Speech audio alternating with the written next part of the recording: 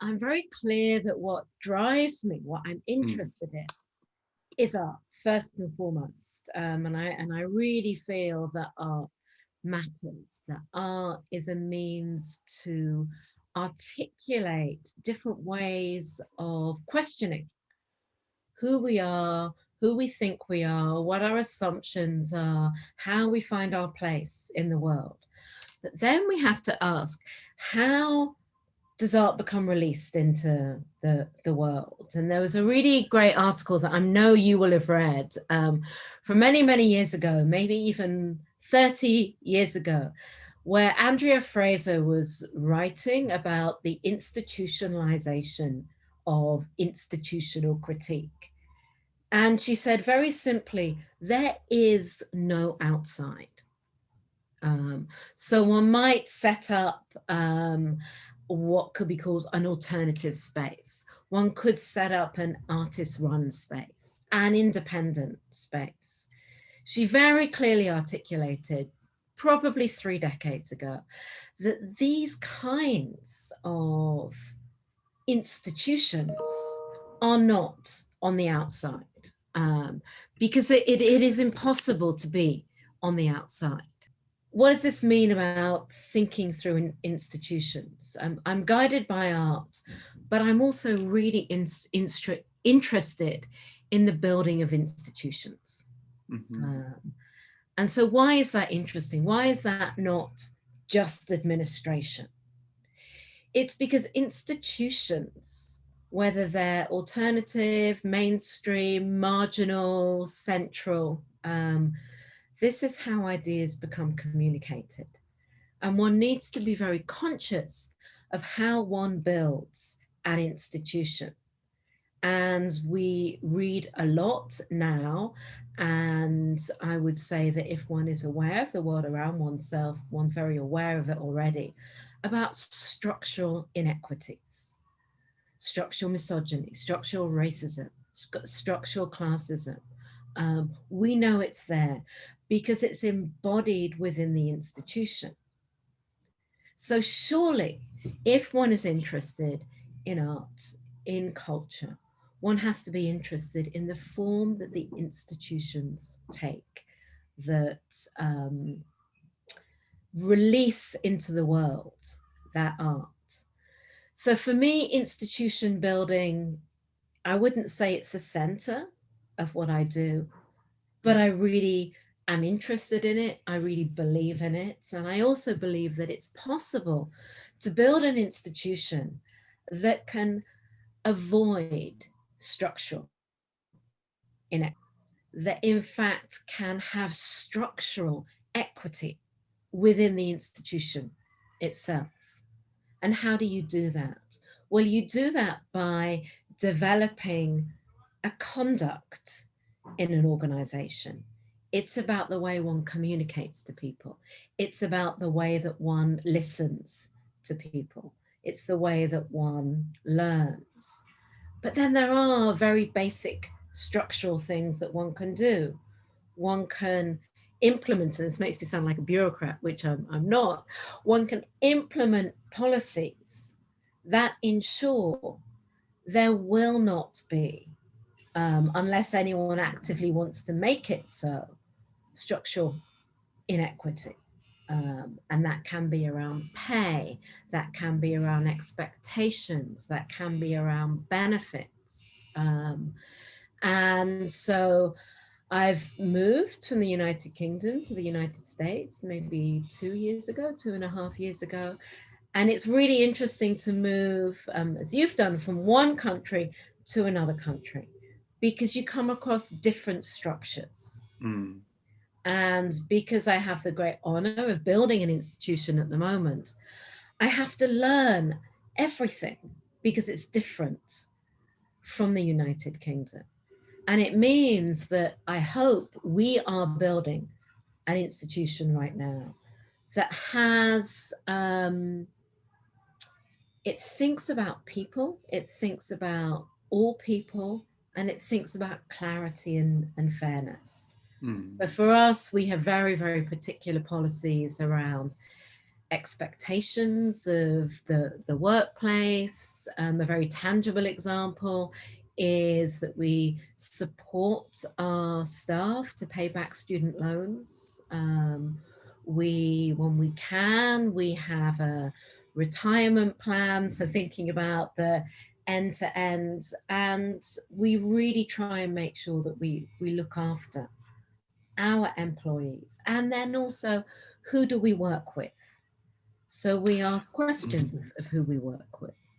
So is this the basis on which you can start to kind of examine or approach art as an institution? Yes and no, actually. I think that an institution can build itself, whether it's an arts institution, whether it's a pen institution, in a way that is really engaging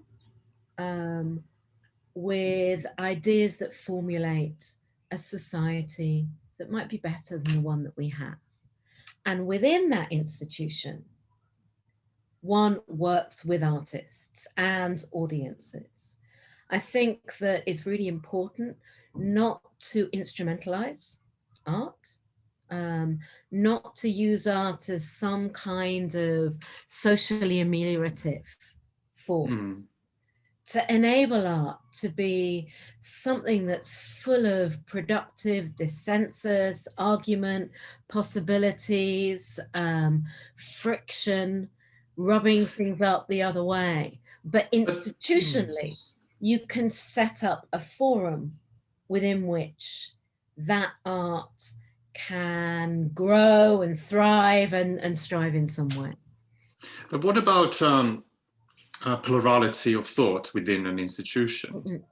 I mean, I think one of the kind of thoughts that emerged is that you know, these mission statements and policies can almost restrict what you're trying to encourage among artists within the kind of framework. Well, I would counter that by saying, why? So a mission statement, a vision statement is not there to restrict what you do. It's simply to be clear what you do. And if an organization creates some kind of policy that cages it, it's deciding the wrong policy. So you have to know what something does. So if you want to go out and buy some vegetables, you have to know that there's a vegetable store. You don't want to end up going to an electrical store and asking to buy some carrots because they're not going to have any. It's as simple as that. It's to have a framework. And I feel really strongly that if you have a clarity of purpose, if you have a framework for what you're doing, it gives you immense freedom. You can ask questions of it. And maybe as an example, so previously I used to direct the Henry Moore Institute, which is a center for the study of sculpture. Right, that is really, really clear. A center for the study of sculpture. So what does it mean if a center for the study of sculpture shows a work that's a performance or shows a work that's a painting? Yeah, I was going to ask the question. Yeah, because then what you do, you go, hold on a second, there's this disconnect. How do we work with that? And I remember working on an exhibition there with a fantastic artist, Ian Keir. And Ian, I would argue, works with sculpture and sculptural concerns. Ian is interested in sculpture, but he really sees himself as working with painterly concerns. And I wanted to ask him to test what the limits of sculpture might be. And I remember so distinctly that he insisted that the very first work that you saw when you came to this exhibition, which was called Tooth House, was a monochrome painting. And I said, Ian, why are we doing this? This is a center for the study of sculpture. And he said, that's why we're doing it. And of course, that was why we were doing it. not to be contrary, but to think sculpturally in different ways.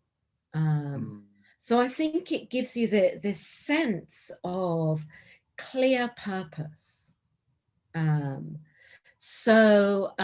Interestingly, at Holt Smithson Foundation, we're in the middle of reading applications for a research fellowship. It's our very, very first call for entries for a research fellowship. And it's how we're going to choose. I have no idea. We've had, I think, 67 applicants. We can't give everyone a fellowship. We can probably only give 2 fellowships. And I would say, I don't know, 2/3 of them are so brilliant that they would be right. So how do we decide? Well, what we need to do is we need to think through, what is the purpose of this fellowship?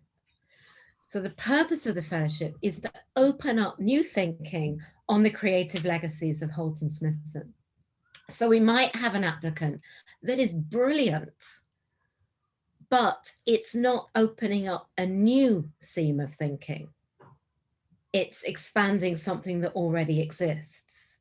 So it's a brilliant application, but we need to choose, and that's where we need to look at our parameters. Yeah, this is a tricky territory. And that's what's so important about institutions knowing what they're doing. Yeah, but I mean, sometimes pursuing something that might be obvious may lead to a non-obvious discovery. So it's a difficult, I mean, I kind of see how difficult it is to have the authority that you have when it comes to... I wouldn't say it's authority at all. Okay. I would say that, firstly, that the you isn't me, the you is the institution, because it's very, very important, in my opinion, that an institution, everyone who's involved in it, has a stake in decisions that are made. What it is we as an institution are saying, we can support this research, but we can't support all research. If we supported all 66 applicants, we would probably have to close down in a year and a half. And we want to operate until 2038. So we need to take decisions. Is it authority? No. It's about making sure that the right fit is made. So a very basic thing, there might be someone who wants to do a body of research that necessitates travel.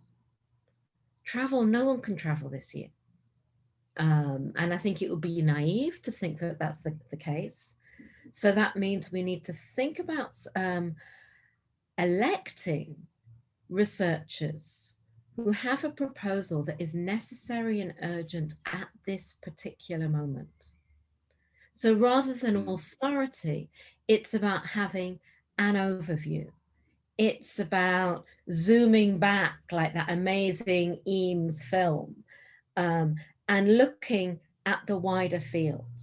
And so with our fellowships, we know already that we are going to connect researchers with each other who don't know of each other, but they're working in a way where we think a conversation would be really productive.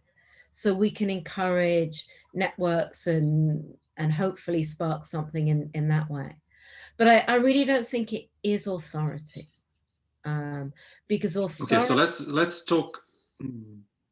Well, let's talk about authority for a moment, because I mean that's what I guess misconception about what curators do might be, or because that's, you know, I mean, first of all, as somebody who hasn't studied art, encountering this profession of a curator, I've always actually found it quite fascinating, and I've tried to use it in my kind of architectural and artistic practice. You know, an artist can be a curator. An architect is a form of a curator. Certainly, if you, even in quite literal terms, if you visit Castelvecchio in Verona, where Carlo Scarpa literally curated and architecturally constructed the museum. It's a process that was really went hand in hand.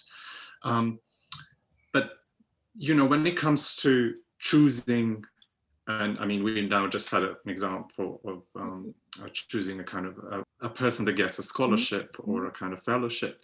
But then you've been able to also be, for example, on the board of a Turner Prize jury, right?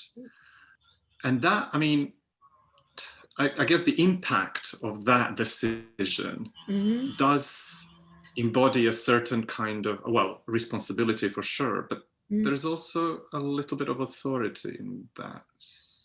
It's a good example to bring up, and in fact it really links to your previous question as well. So I suppose in the first instance, maybe the authority comes from the institution that invites the jurors. So what did we do as jurors? Well, I mean, I was so fortunate. I have endless admiration for everyone else who was a juror in my year. And it was just such a wonderful situation because we didn't agree with each other and we all listened to each other because we all were interested what the other ones thought. And how we approached our selection is we stopped and we thought, what is the Turner Prize for? And we were very clear that the Turner Prize is not some kind of,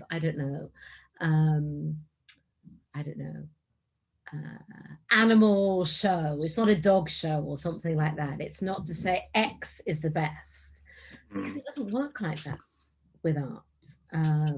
So the Turner Prize was really constructed to raise the profile of contemporary art.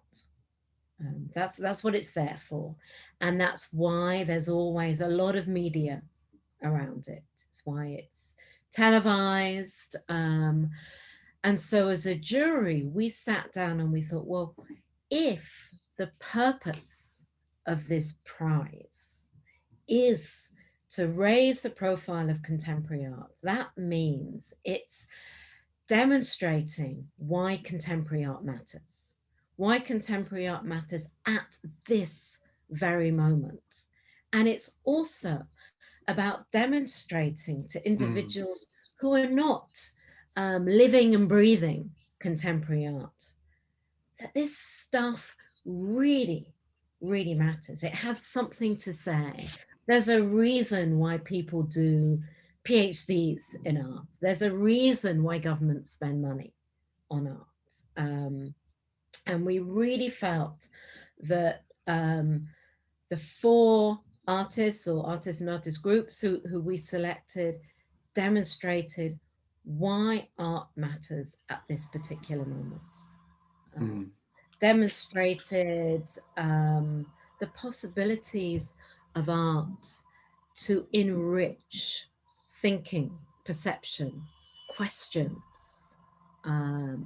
So in fact, your questions that you're asking me sort of lead back to the very first thing that we were saying about my personal belief about why art matters so much. And I'm very proud, if one can be such a thing, of the artists who we as a jury chose. And the Turner Prize is very interesting because the jury decides the artists, and then they don't curate the exhibition. And it was curated so beautifully and really, really wonderfully.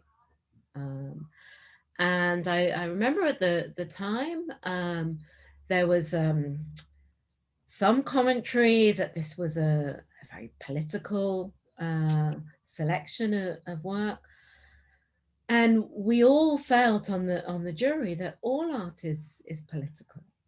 All art has something to say. And when I use that word, I'm always in the back of my mind is someone who's a million billion times more intelligent than I am. Jean-Luc Nancy makes this really important distinction between politics and the political. And he says that the political is when people come together to disagree, to test ideas, to stretch assumptions. Politics is the administration of the political. So art for me really is political. It's not politics, that's something else. But this sense of disagreement, rethinking the way we do everything, the limits of language, be that visual language, oral language, the language of all of the senses. That's what this stuff is all about. So maybe authority may not be the right word, but maybe it is a responsibility. Because I agree that it's responsibility. And many of my friends laugh at me because I take what I do so seriously, because I really do think it is an incredible responsibility. I think that curating isn't a dilettantish thing where you pick exhibitions of your friends' work, where you pick things because they seem fashionable. Making exhibitions, in the most expanded definition of that, is about the production of knowledge. And if one is invested in the production of knowledge, then it is an enormous responsibility. There needs to be research, there needs to be thinking, there needs to be thinking from the other side of what you think you know. There needs to be a challenge. There needs to be a asking, why this now? Why this here? Why is it relevant? And yes, it is a responsibility. So when I think those were the real kind of critical questions, at least from my perspective. Why this now? So how do you approach that? I mean, are you just drawn to things and then you kind of try to read into them, or you start with a series of questions and then look for the work that kind of most adequately represents what you're thinking? I think it's a really brilliant question that you're asking, and one that I feel like, I don't know, shriveling and saying, I don't know. I think it's all of those things. And I think that making exhibitions, whether you call it curating or anything else, it is a process of constant research, constant reading, listening, looking, talking, sharing, trying to think in other ways about what you know already. How are decisions made? Well, I think it always depends on the context. Always depends on the context. So when I had the massive responsibility and honor of leading our programs at the Henry Moore Institute, what led me was thinking through how we can test the conditions of sculpture. And what I love about working in institutions is that you're there for the long haul. So you're there, and I always had a dream. I don't know if this is true, but when I was running the Henry Moore Institute, I thought to myself, if there was someone who lived around the corner from the Henry Moore Institute, which is in Leeds in Yorkshire, I would like that person to come to every exhibition, every lecture, and over a 3-year period, so the period of an undergraduate degree, to have an incredibly robust and rounded understanding of sculpture. So if we would show one particular artist, we would think, okay, how can we show a counter to that? And we spent a lot of time thinking about the narrative of the exhibitions. So you might go, okay, so this is interesting. John Latham's work, that relates to Tino Segal's performance. So really trying to have this thread of ideas running through, because we as human beings, we love stories. We love listening to stories. We love telling stories. I think that's the way one can wrestle with particular ideas. And at that institution, I was there for 7 years, I think. We really tried to think about this rounded sense of where sculpture is and where it's not. We thought really carefully about the longer history of the institution to show a particular set of concerns. I don't know if we achieved that, but I do know that we showed so many different understandings of what sculpture could be. And I really learned so much from my predecessor at the Henry Moore Institute, who's this brilliant, brilliant thinker, Penelope Curtis. And she has this very erudite phrase. She says, it's very interesting when you realize that every artist needs sculpture at some point. Why is that? And so in many ways, her words were an inspiration for thinking about developing that program. I think your notion about a 3-year bachelor degree is a really interesting one, because it really, you're really making that point that it really is about education, I guess, most of all. And I guess you read so much, you have so much knowledge, but then as a curator, it's really about the audience that doesn't read as much, doesn't know as much. I mean, I don't know anything. I read so much, and it seems that I just know so little. When I was probably 25, I thought I knew so much, and now I'm not 25. I really know nothing. Rousseau said something like, the more I read, the more I realize how little I know. Completely. And every day I'm looking just to the outside of my computer screen, and there's another little table down there. I can see this pile of books that one of them is read, one of them's half read. There's another one that I've been trying to read for the last 5 years. It's just so difficult. So I think that it's not about a curator holding the knowledge at all.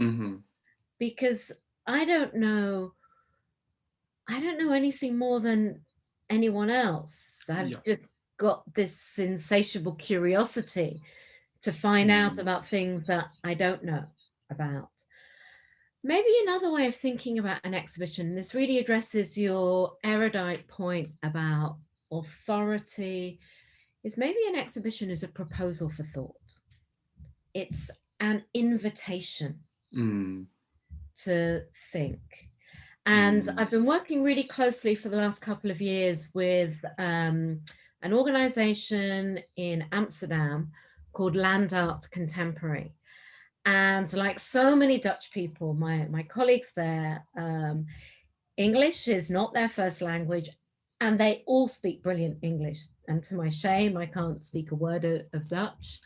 And I'm really interested in the ways that people like yourself, where English is the second language, and one speaks it very, very well, because one uses that language in a different way. And of course, most famously, Nabokov wrote in English, and his command of language is just amazing, because he thought about it. So my Dutch colleagues, when they talk about meetings, they don't use that word. They will say, I think now would be a good time for us to arrange a moment to think together, which means a meeting. And I've completely adopted, stolen this phrase that my colleagues are using, because thinking together, what could be better than that? So maybe an exhibition is an invitation to think together.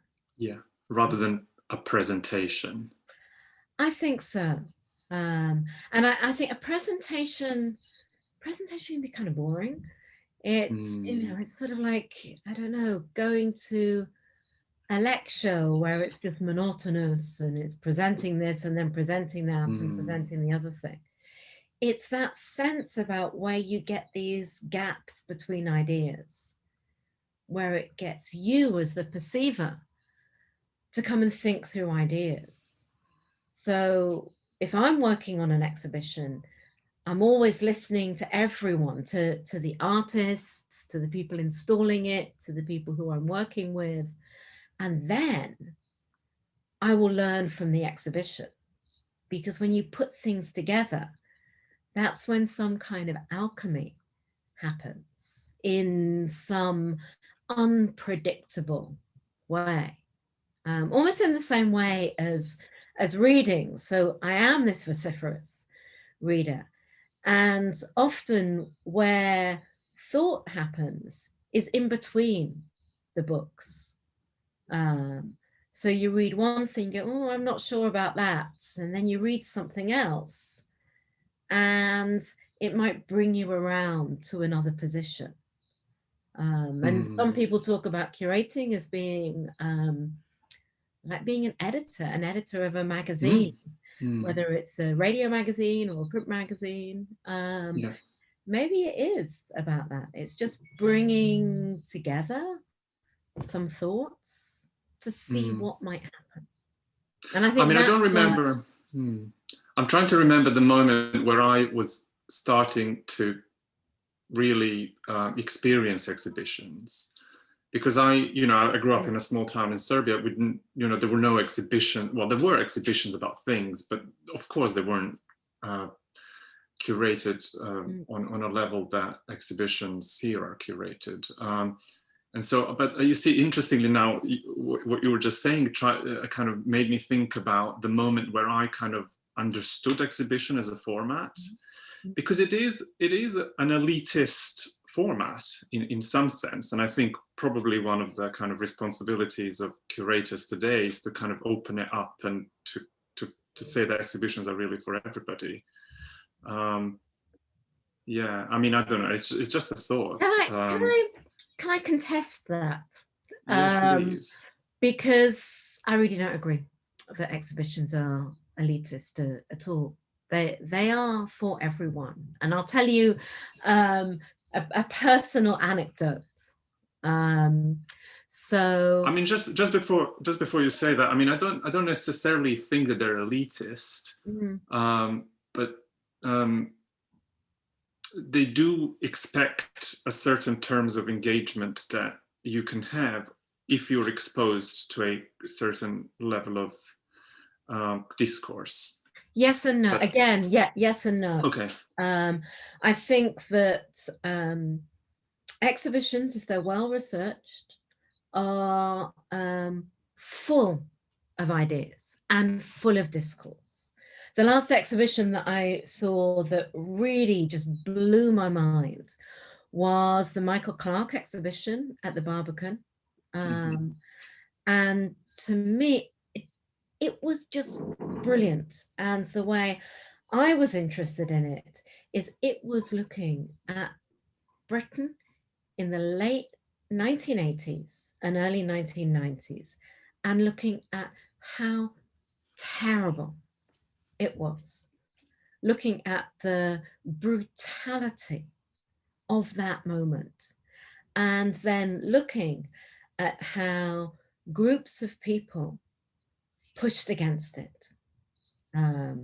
And the way that exhibition was constructed is you got such a incredible sense of Michael Clark as a choreographer and Michael Clark as a critique of culture.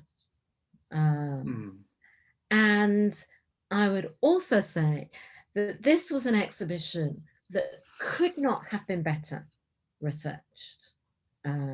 It's about contemporary dance, and it was also so accessible to everybody. You could have been a grumbly 15-year-old kid and gone in and understood this disaffection of those times. You could be someone who felt completely on the outside, who was thinking about your every single fiber of your identity, and you had no precedence for who you could be. You could go into that exhibition and understand, no, you're not alone in this. You could see the ways in which broadcast television had to adapt in order to look at the changes. And I really don't feel that you do not need knowledge before attending a really well researched exhibition, because what you do in that exhibition, because it's producing knowledge, you have that knowledge produced for you. All kinds of knowledge, you have to jump in at some point. You have to jump in from knowing nothing, and sometimes that's when your perceptions are at their best. And I feel really, really strongly about this. And my anecdote is I did not go to a museum until I was a late teenager. I am not from a cultural background where such things were done. They were seen in a way that reflects what you were just saying. They were seen as being not for us. So it was suggested to me by one of my tutors that I went to an art museum because it was suggested that I might be interested. And I remember thinking, really? Can I just go? And I went to Tate's. At that time, it was just one Tate, so Tate Britain as we know it. And I'm trying to think when this was. It was a million years ago. Maybe this was the early 90s. Maybe it was 1989, 1988, something like that. And I saw a Robert Ryman exhibition. Right? Imagine this teenager who'd never been to a museum before, didn't know what art was. I went to Tate Britain and I went to see a Robert Ryman exhibition. White paintings, white on white on white, sometimes with a bit of orange. And it just rocked my world. I walked in and I thought, this is art? And I remember the experience with such clarity. And I remember thinking, I thought art was paintings of horses. This is art. And I remember at that time, there was no one there. So it was just me in my obviously nostalgic memory now of going to see this exhibition and thinking, this has changed my world.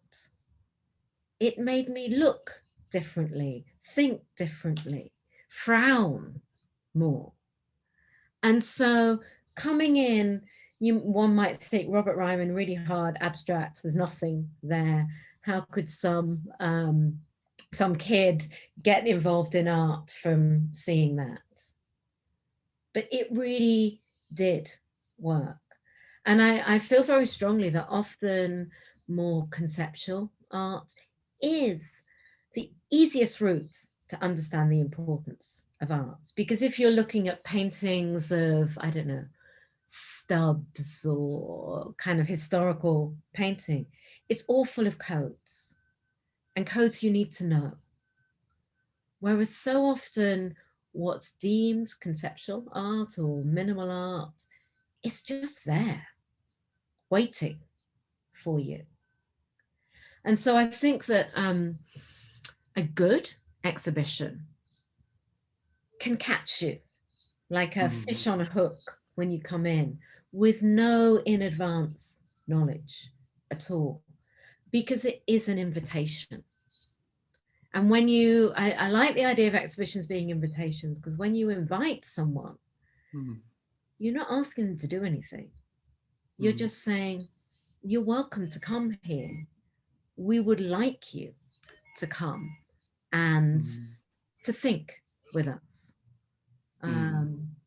So maybe in a way, it again comes back, you're so good at asking these questions, it comes back to this idea of institutions.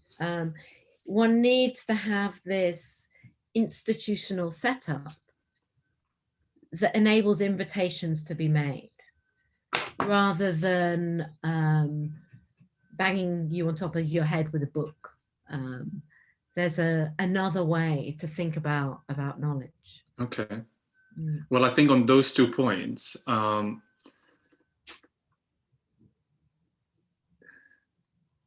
we approaching a moment where, given coronavirus, given everything we're going through, we might be in trouble because the institutions will opt for having ever more Picasso and Warhol exhibitions. And yeah, I mean, I hope not. I think something I observed, I'm talking for you from London, and I've been in London for 3 weeks and everything is completely closed. And I was also in London for the first part of the pandemic. And you remember we had this blissful moment where places opened. I think it was just for a month or so, something like that. And I don't know if you observed the same thing, but I noticed that there was this real hunger for art and looking at art. Can I just say one thing, Lisa? When everything opened, I was like, I'm not going to see that Andy Warhol show. I don't want to. I mean, I think, why? I've seen 3. I didn't go and see the Warhol show. It wasn't on my priorities of something to see, because I'd just seen another Warhol exhibition recently. But I remember going to see, I might have the title wrong, Among the Trees at the Hayward Gallery. And I was thinking, maybe there's going to be a few people there. It was completely booked out. And I also went to see a few commercial gallery exhibitions. And I noticed that in all of these exhibitions, people were really looking and thinking. Yeah. So it wasn't a way of just passing time, this real engagement with the work. So I really, really hope that you're wrong. I hope that institutions will know that there is this appetite and will not simply recycle old favorites. And maybe, okay, here's a good example. I couldn't see it because I couldn't get a ticket to go and see it. The Artemisia Gentileschi exhibition, completely booked out. I also worked at the National Maritime Museum in London a few years ago, and I worked with this completely amazing French artist or Paris-based artist called Esther Chalève-Gertz, where she looked at the history of an Artemisia Gentileschi painting that was in Greenwich. Maybe this was 15 years ago or so. And I remember a number of people said, oh, Artemisia Gentileschi, she's not a serious painter. Just dismissed her work because of her gender. And then 6 months ago, there was this Gentileschi exhibition booked out. So many people wanted to see it. That's another kind of programming. That was not the obvious. So I must say one exhibition I incredibly enjoyed was the Nancy Holt small exhibition. That was the one I actually went to see, and I was just blown away by her work. Oh, well, thank you for going. And maybe, like, even with that exhibition, we knew that we were going to do a Nancy Holt exhibition, and we could have done something that would have been a greatest hits exhibition, but we wanted to think about these times, to think about complexity. So I really I mean, I do think that most definitely here where we both are sitting, albeit in different places in London, institutions are in crisis. I mean, it must be just... They are in crisis. They really are in crisis because of the economy, because of COVID, but also, and once again, you're bringing things around, but also because of certain institutional models that now, in retrospect, just didn't work. So many major institutions rely on the enterprises part of their institution to survive. Their cafes, their restaurants, their bookshops, Blockbuster exhibitions. All of that, yeah. And so now we're suddenly realizing, oh, that's not a good institutional model. My hocus pocus crystal ball prediction is that when things start to open up again, so we're talking in February, I reckon it'll start to happen in May. I think there's going to be a new wave of really experimental thought within exhibitions, and it will start in artist-run spaces. That's where it will start. On that point, sorry, my point's kind of, will there be a kind of a renewed admiration or appreciation of the countryside? And by countryside, I also mean places like New Mexico, landscapes. And then that kind of brings us to what you're doing at the moment and the foundation being based in New Mexico. I don't know, actually. I mean, maybe.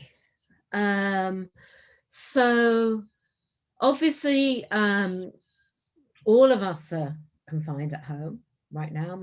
My highlight of my week is that I went for a walk around the Barbican this morning. That's as exciting as my life gets now, and I kind of like it. I think if one has access to outside space, one uses it now. And I think there is this longing for more space around you. So from a kind of very, I don't know, personal perspective, I'm in London now. 4 weeks ago, I was in New Mexico. It's much easier living under Corona times in New Mexico than it is in London, because in New Mexico, we just have so much space there, so much space. Will there be more appreciation of landscape? Maybe and maybe not. Because I think what we have to remember is that in our Corona times, none of us are mobile at all. So it was, for very boring administrative reasons, it was necessary that I left New Mexico to come to London, simply because I need to get a stamp in my passport from the American embassy. Otherwise, there's no way I would have done this journey. All of us are getting to know our local areas. It's as if London is like a village where I live now. I'm not going more than 2 kilometers really from my house, because that's what we need to do right now. So mobility is always relative. So sitting where I am now, I'm not getting to see the countryside. I could cycle to Primrose Hill, I guess, or to Regent's Park, but that's not really the countryside. If one's in the countryside already, one can experience it. So I think it's all about existing mobility where we are stuck within the coronavirus times. But maybe what we all want to do right now is to have more space around us. So behind where I'm looking at you, if you see me looking distracted, I can see through my windows, I can see a whole bunch of skyscrapers, I can see the snow. but I deliberately work in this position so that I can see more expansive space than the four walls of where I live. More appreciation of landscape. I don't know. I guess running in my head is what I want to do. The moment that we can become mobile, I want to go to museums. I want to go somewhere that's really, really busy. I want to complain about how long it takes for me to order my cup of coffee in a coffee bar. I want to push my way to the front of the queue to buy a glass of wine in a bar, because that's not what sit in a packed theatre where everyone is coughing. Exactly. And still we're kind of fine with that. Exactly. I want to do all those things. I want to squeeze on the underground. So I don't know. I do think everything's going to change now. And space is something, it all depends where you are, where you're located. But I'm just thinking it ties in, because when I discovered the Holt Smithson Foundation's Instagram, for example, which for me has been a real treat I think it was very much at the start of and I don't know whether that's when you launched it, but I think it was at the start of the pandemic, and it was a real kind of dreamy insight into this beautiful world of landscape and the work of Nancy Holt and Robert Smithson. So this is where my question is actually situated. Whether this is also a chance to appropriate their work or look at it or from another point of view or with a kind of an expanded set of tools.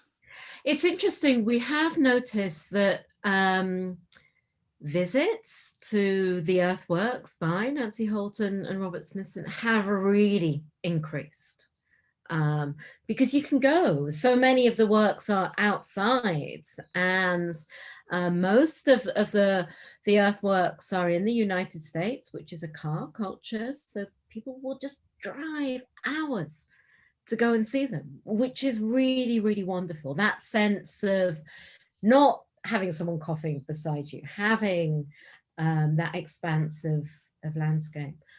I think one of the things that we did at the start of the lockdown, nearly a year ago, when I was certainly convinced this would just last 3 months or so, we decided through our social media feed to make available moving image works by Holt and Smithson, so you could just watch them for a long weekend, which is something we would never normally do.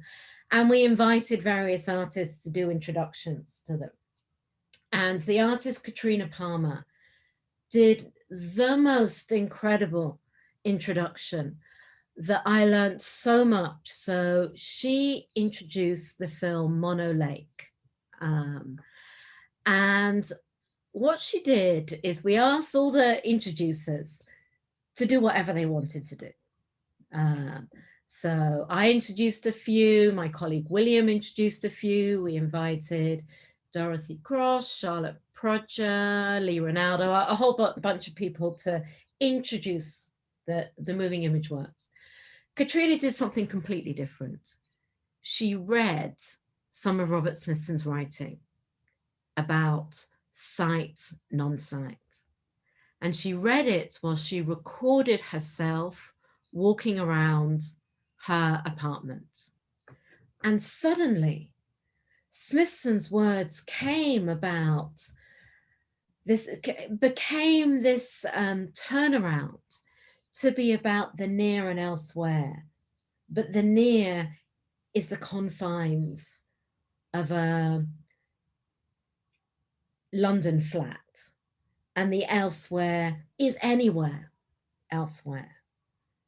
And this incredible poignancy that had taken words that were written more than 50 years ago and making them relevant and necessary and urgent to now, I think was a demonstration of how an artist can take ideas from another artist that are just full of possibilities and open them up for another time.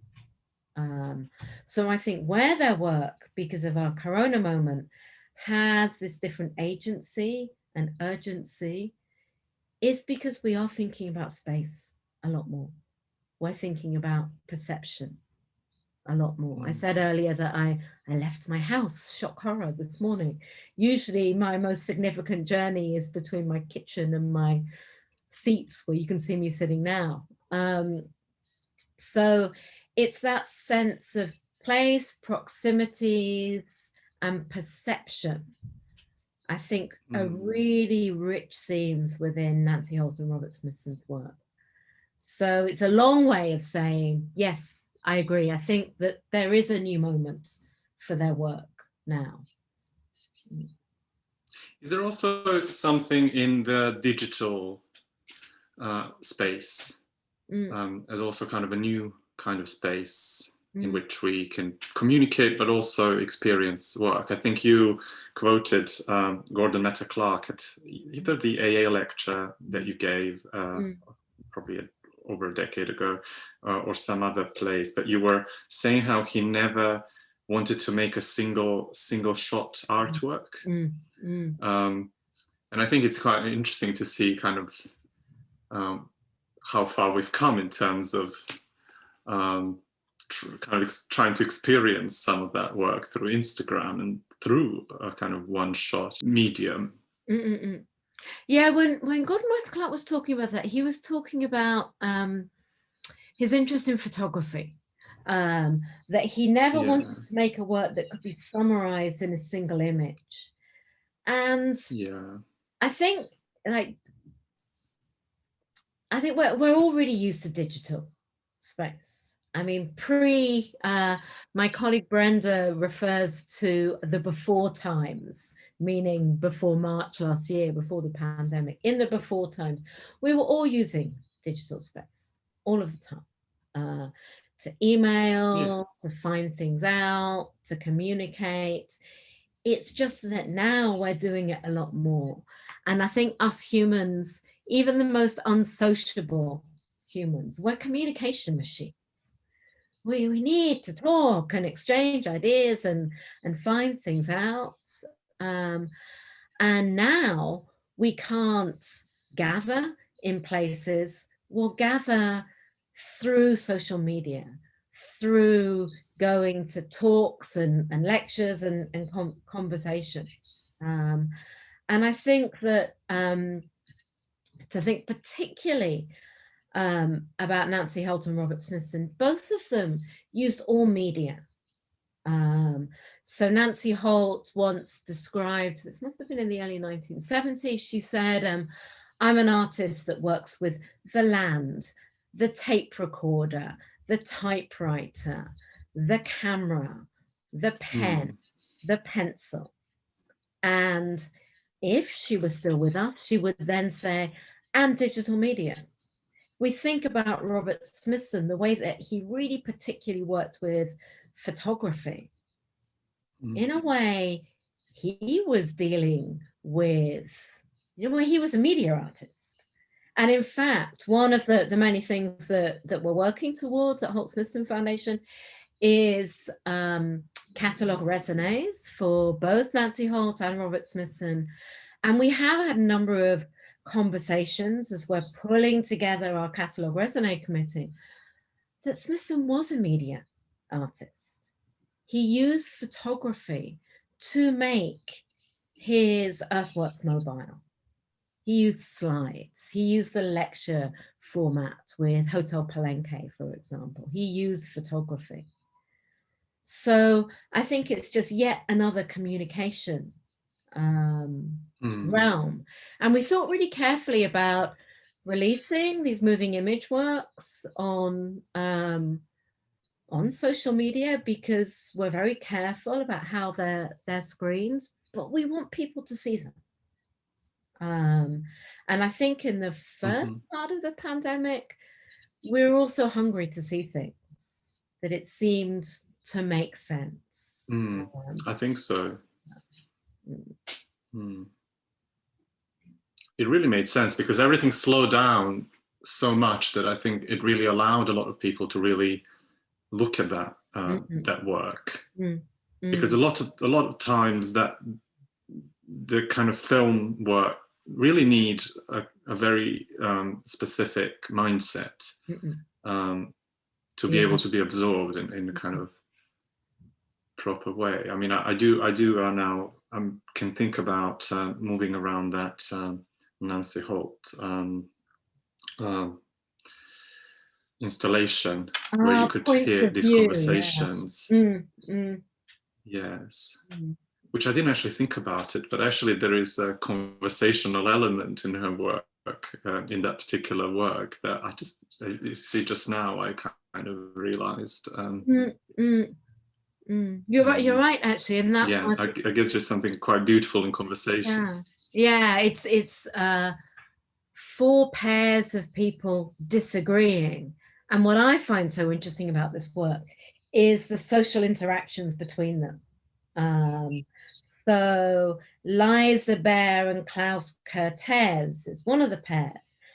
And Klaus Kertész is kind of indifferent. And it's making Liza Bear nervous. So you get that particular interaction. Lucy Lepard and Richard Serra are another pair, and they have this incredibly intellectual discussion about the power of media, that the contributor that I really love the most is a pair where it's Carl Andre and Ruth Kligman. And Ruth Kligman is just amazing. She is so charismatic. She could make, I don't know, sitting in front of me is a glasses cleaner. She could make that interesting if she described it. And her vivacity and openness is just amazing. It made me want to jump into the screen and time travel to meet her. And that's the richness of conversation, that some people just have that ability. Yeah, no, it was a fantastic work. I think it was the smallest exhibition where I spent most time in my life. I think I spent 2 hours in that. Oh, that makes me so happy. Thank you so much for going. Yeah. There is also that element of dialogue that you're trying to encourage. And I think that's maybe where the social media can be helpful. It's to kind of establish new connections, encourage certain kind of dialogue that might not exist if we were just in this kind of crazy plural world, right? I think so. I mean, we always say that, you know, we reply to everyone who writes to us, and we try and do it quickly as well. Because you want to find out what people think, don't you? And maybe it's usually seen as being a negative thing with social media, that people say anything because you don't know who they are. But maybe that's kind of good, because you get this different kind of feedback. And I don't know. I just there is something in communication, and I'll take any communication, whatever form it is. But what I like about it is that it hasn't got, I mean, let's hope that there is more followers and everything, but what I felt very comfortable with is that I felt like I was part of quite a small group of followers, you know, that made me kind of additionally comfortable. And of course, we'd like, you know, I'm sure you wanted to grow and to reach much more people. It's a good question. We kind of do, but it's not the most important thing. And we do make sure that, like, there isn't a corporate person doing it at all. We are a tiny organization. There's 5 of us. And there's one main person who does it, but we all look after the Instagram at some point. So what's the aspiration? What's not in terms of Instagram, but in terms of reaching audiences and or just generating discourse? Well, because it's different, and you could almost also draw it back to the Henry Moore Foundation, where I'm sure there was a kind of different aim. Well, yes and no. So with the Henry Moore Foundation, Henry Moore did something that, and I don't use this word lightly, that I think was just sheer genius. When he set up his foundation, he knew that his work would come in and out of fashion, but he knew that whatever happened, there had to be sculpture for him to have some relevance. So he put at the heart of his foundation the Henry Moore Institute that didn't show his work. It was about sculpture and other artists, either artists following him or before him, to really wrestle with the subject. So the Henry Moore Institute, I always understand as being the beating heart of the Henry Moore Foundation. And it's there to have dialogue, to think about questions. So when we first started inventing Holt Smithson Foundation, we thought to ourselves, what is an artist endowed foundation there for?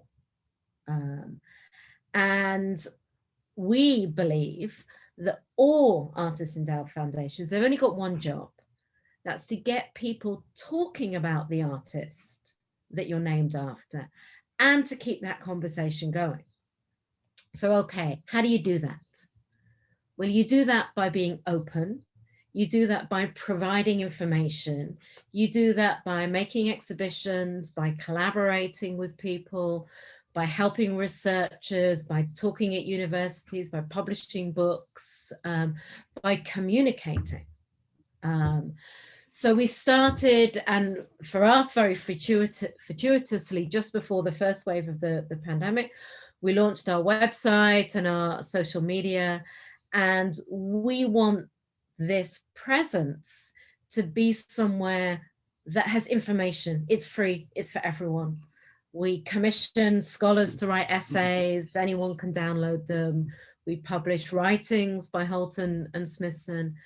So what we want to do is we want to look at the work and ideas of Holt and Smithson, and we and I really believe that these are artists who recalibrated what art could be. And there's so much more to learn from them.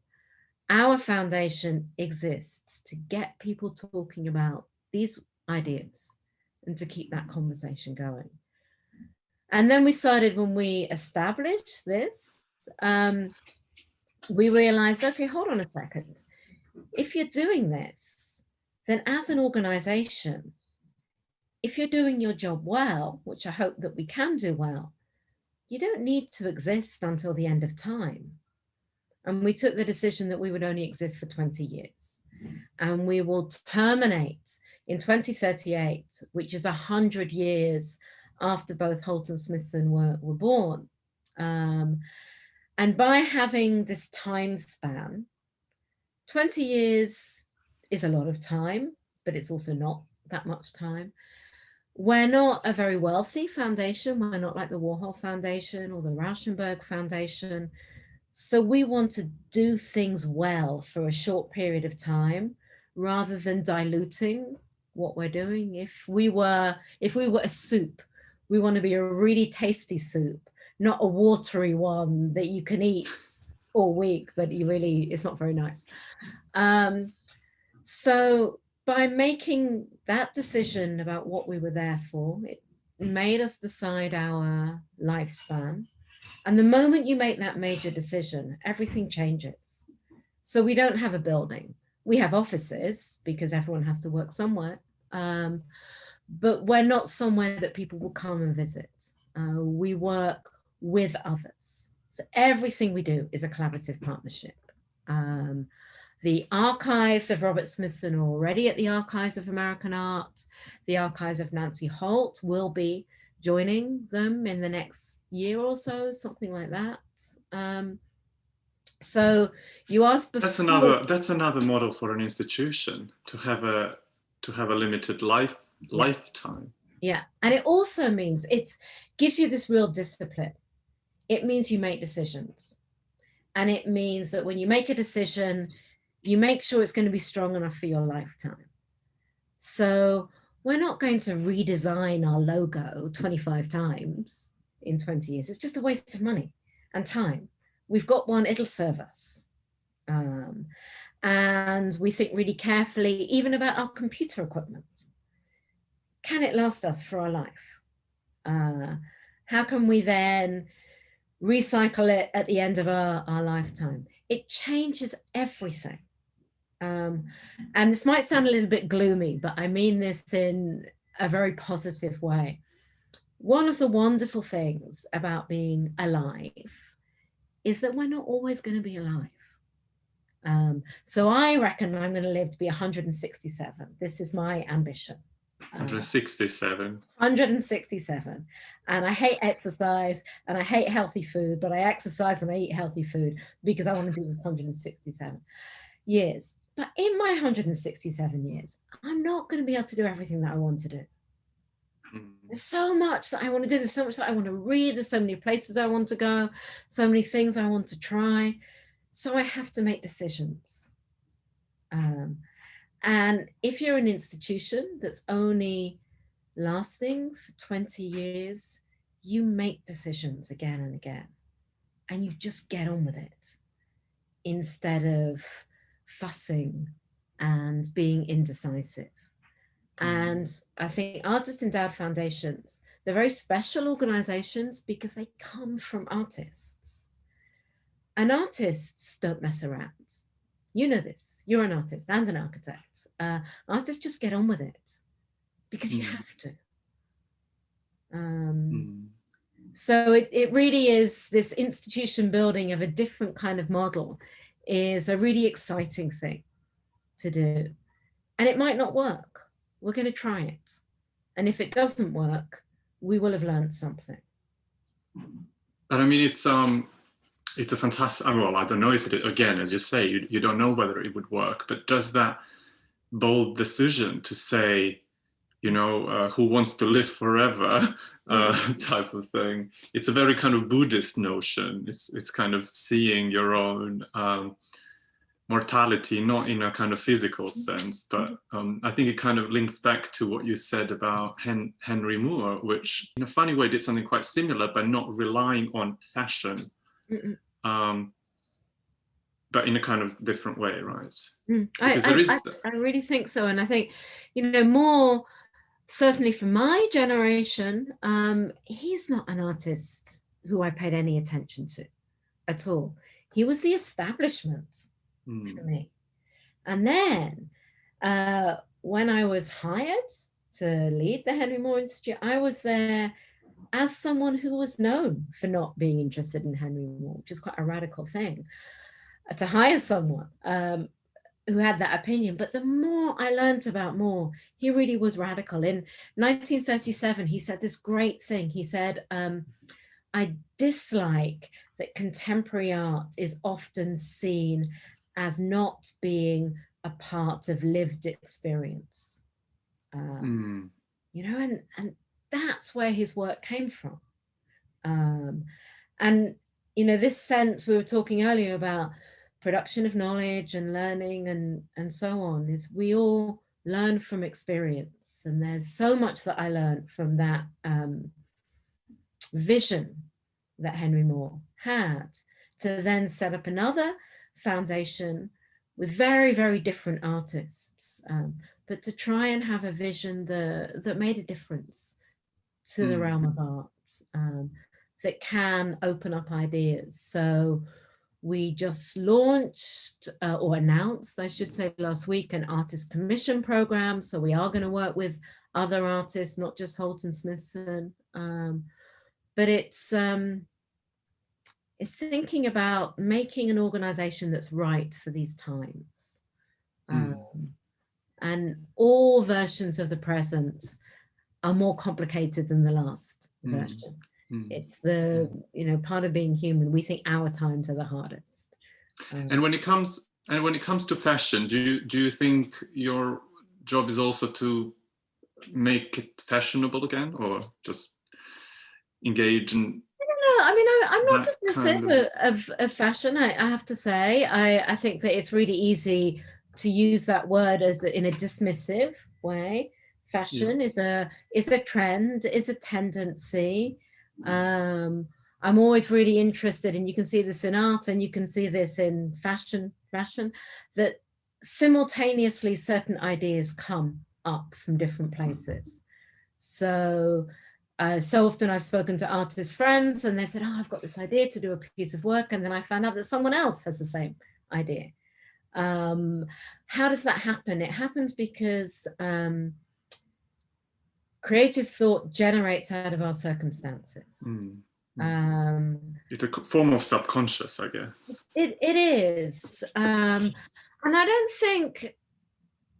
think our job as a foundation is to highlight that Nancy Holt and Robert Smithson are necessary and relevant to these times, and in different ways than they were when they were making their work. And there's certainly questions that need to be asked about their work. So we welcome critiquing their work.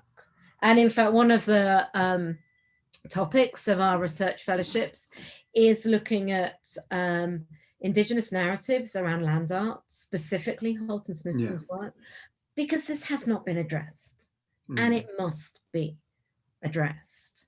And rather than seeing this as a moment that these artists could be toppled, it's an urgent question. And we want to encourage people to ask it. So I think that one of the things that interests me and interests all of us who are working at Holt Smithson Foundation is that the ideas of these two artists seem so pertinent to now.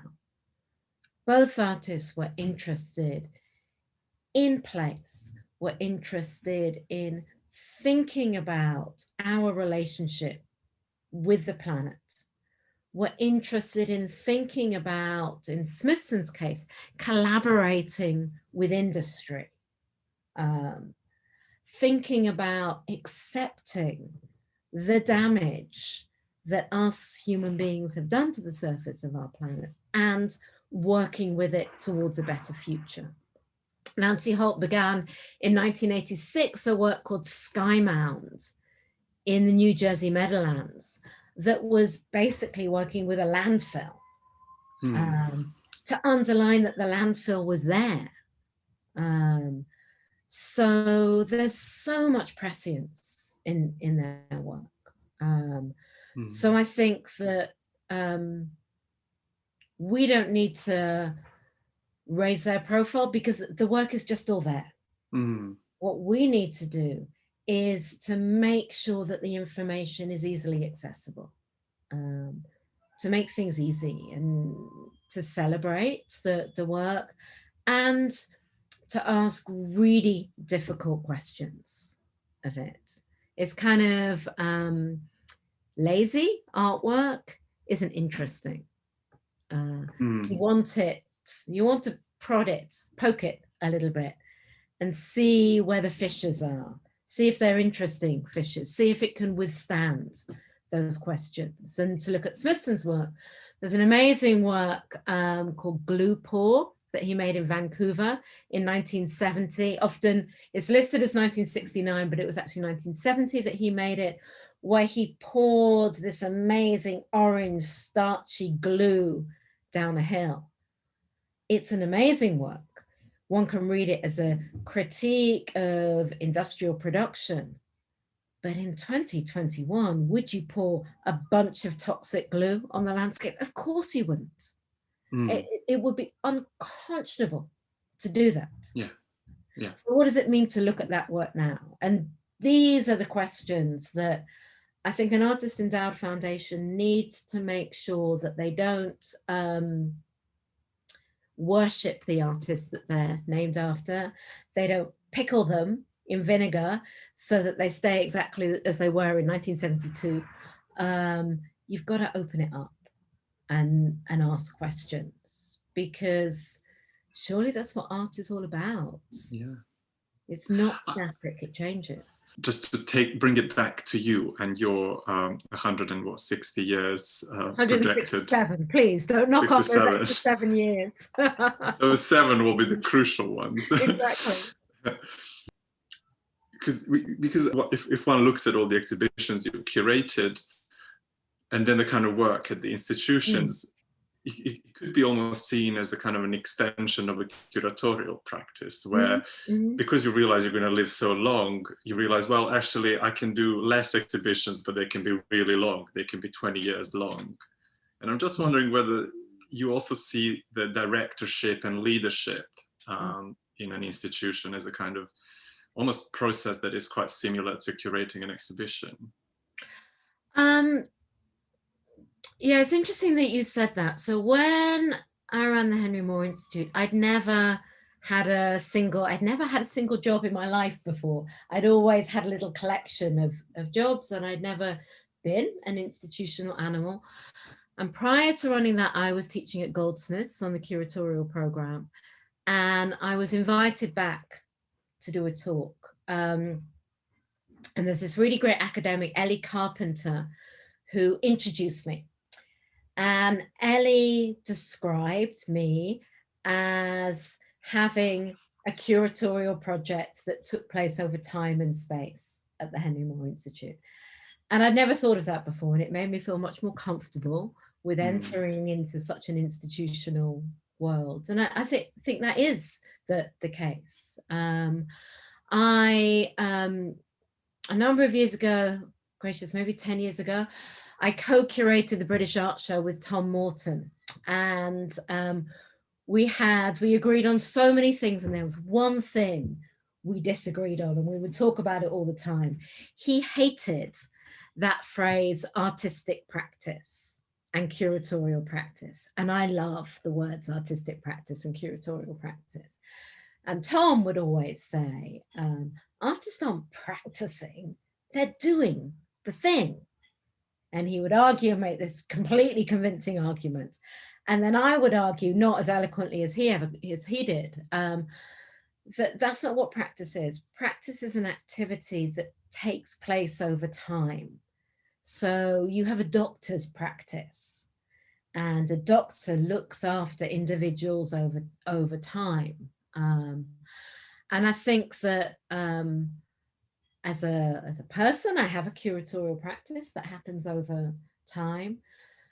But it's not that, I don't know, I could feel kind of embarrassed because it's not about me, it's about what I do, it's about the people who I work with, but maybe like all aspects of life.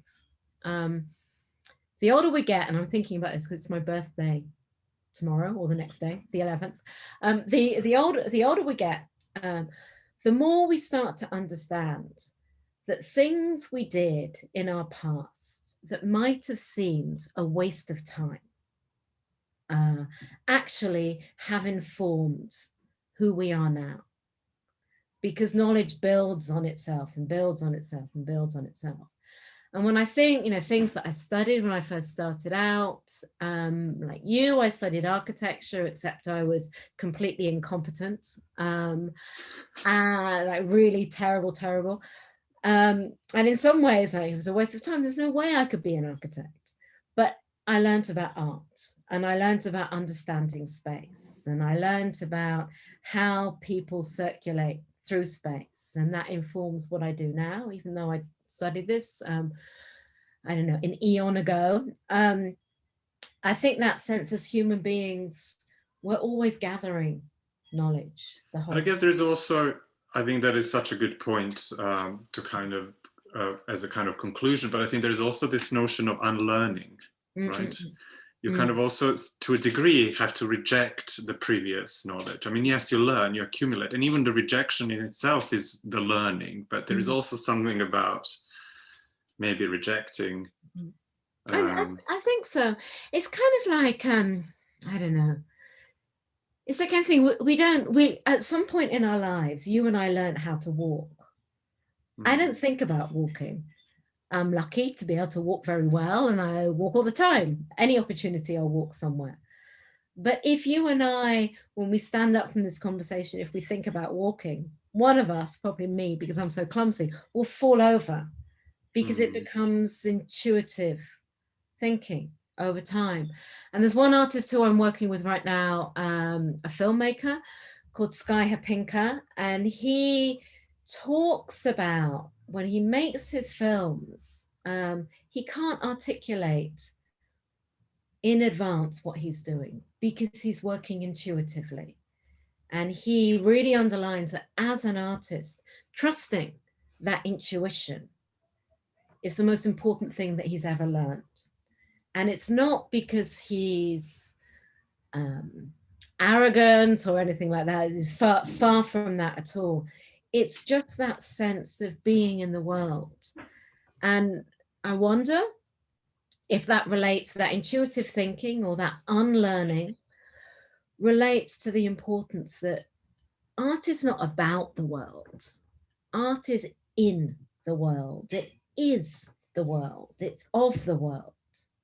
And that means it's like our activity of living. Sometimes when art becomes didactic, when it becomes about the world, that's when you lose your connection with it. You lose that dialogical possibility, the conversational possibility.